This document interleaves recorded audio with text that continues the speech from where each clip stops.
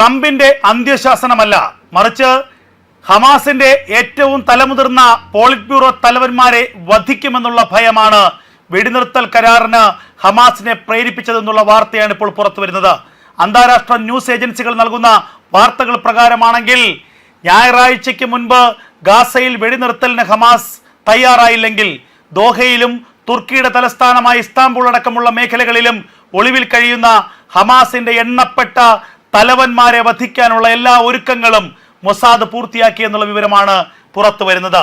ദോഹയിലും ഇസ്താംബൂളിലും മൊസാദിന്റെ ഏജന്റുമാർ ഹമാസ് നേതൃത്വത്തെ തങ്ങളുടെ റഡാർ കണ്ണിലാക്കിയിരിക്കുന്നു. മൊസാദിന്റെ ഏജന്റുമാരുടെ തോക്കിൻ മുലയിലാണ് പല ഹമാസ് നേതാക്കളും കഴിഞ്ഞ കുറച്ച് മണിക്കൂറുകളായി അല്ലെങ്കിൽ കുറച്ച് ദിവസങ്ങളായി.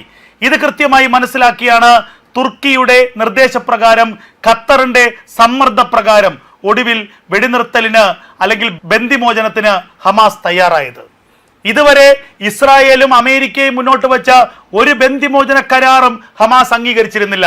എന്നാൽ ഇപ്പോൾ ഇസ്രായേൽ മുന്നോട്ട് വെച്ച കരാർ മാത്രം അംഗീകരിച്ചുകൊണ്ട് വെടിനിർത്തലിന് തയ്യാറാണെന്ന് ഹമാസ് അറിയിച്ചിരിക്കുന്നു.